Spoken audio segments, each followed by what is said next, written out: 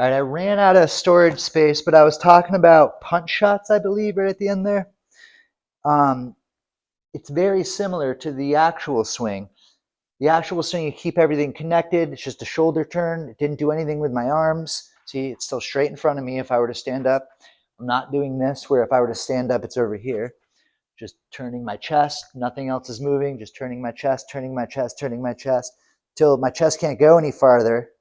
And then there's a little bit of a break and a hinge at the top with the full swing. Well, the punch shot, you just don't do the little break at the top. It's just a chest turn. It almost feels like you're just hitting the ball with your chest. You know, very shoulder high, shoulder high. Just drive on through it. And I've always been a high ball hitter, so I love the punch shot. A lot of times, you know, if I'm 140 yards, I'll take my 7-iron, play just a golf ball back in my stance, choke down a little on it. Just take a little 3/4, just a little punchy 7-iron. I know I can hit my 9-iron 150. Shit, I can hit my pitching wedge 150 if I really want to. Hit a nice big draw with it. Hit my 48-degree wedge 150. But why do that all the time? Sure, sometimes, you know, a little downwind. I got to carry a bunker, real firm greens. Yeah, maybe I'm hit my pitching wedge. But I could also say the pin's in the back, just a normal day, or the wind's in my face a little bit. I'm just going to choke up, hit a little driving 7-iron in there. Wow, that golf ball feels so soft compared to these.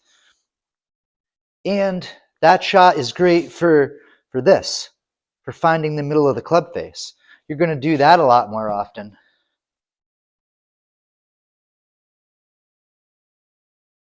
Big crack in this ball. Let's see if it breaks when I hit it. I can see it's cracked. Nope. Absolutely flushed it though. Wow, that felt really good for a range ball. Another flusher.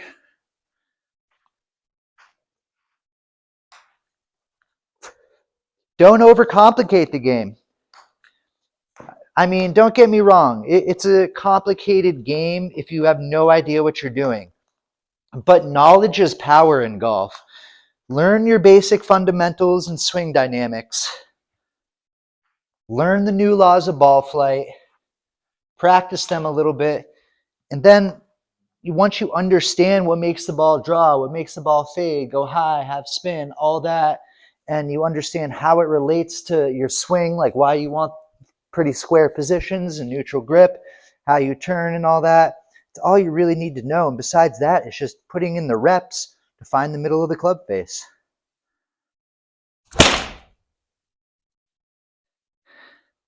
And, you know, give it a couple decades. And I've been playing this game most of my life. It's very much like second nature to me. A lot of this stuff I talk about, what happens is, so I talk about, you know, getting the club to the inside, hitting a draw, playing it a little further back in my stance. I talk about, you know, with a flop shot, opening the face, realigning my body, dropping my hands, taking a wider stance. I don't think of any of that when I'm on the course. I do it when I'm on the course, but if you do these things enough, it just becomes second nature. Like you know, I'm standing there, I can feel the wind in my face. I see the pin on the left. I know the number. Say I'm in between numbers, pins on the left. I'll probably go with a little bit shorter club and play a nice big draw, which generally will give your, you know, your mid irons, your irons a little bit more distance, especially into the wind. It's not even a thought. It just kind of like, okay, yep, this is the shot, and you know instinctively that's the shot. Set up behind the ball. I don't know. I haven't seen a single pro that doesn't stand behind the ball, and what they're doing is imagining the shot they want to hit. Like, okay, you know, I got this back left pin, 160 yards, got my 7-iron. Going to start this, you know, I want to start this at the right middle of the green, and if it stays straight, I'm in the middle. If it draws, I'm in the hole. So I'm imagining that and visualizing it, maybe even thinking back to another time you hit a very similar shot successfully, good thoughts. You know, you can't be thinking about like, oh God, like don't, you don't want to do this, you don't want to do that. No, you just focus on your objective. This is pick your shot wisely. You got to play smart, but once you have your shot, fully commit and learn to line up. Honestly, I'm a firm believer in basically the Jack Grout or Jack Nicklaus method of lining up. So many pros do this. You find a spot in front of your golf ball, a little blade of grass, broken tee, blemish, come up, okay, I got my little spot right here. I'm going to come up, I'm going to line my face up to that. I'm constantly moving. This is, you see how I'm kind of shifting my pressure back and forth. I'm feeling very relaxed. Right now, how the weight of the club, I'm basically like picking up on the club, but the weight of it's holding it there. Just enough strength that picks the club up is how much I'm using. Same with the backswing. Like right here, I'm using as much strength as necessary. There's nothing extra. If I held this any lighter, the club would want to fall. I'm very relaxed. What I see so many beginners do is they get up here and they're choking the grip and they're very still. They're so quick, intense, and that's just the opposite of what good players do. Good players are barely holding on to this club. Just it basically, like I said, the amount of strength it takes to lift the club.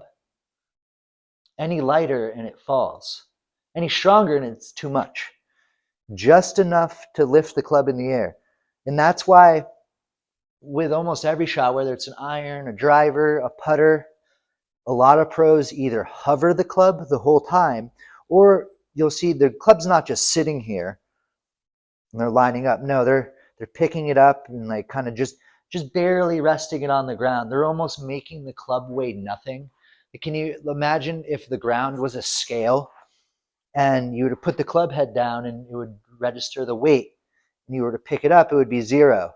So it's almost like you're trying to touch the scale but still have it weigh 0. You're just barely kind of touching it, like just weight 0, staying relaxed. And that same pressure in your backswing, same pressure, that same light pressure, letting gravity do it. And now is when the speed comes on.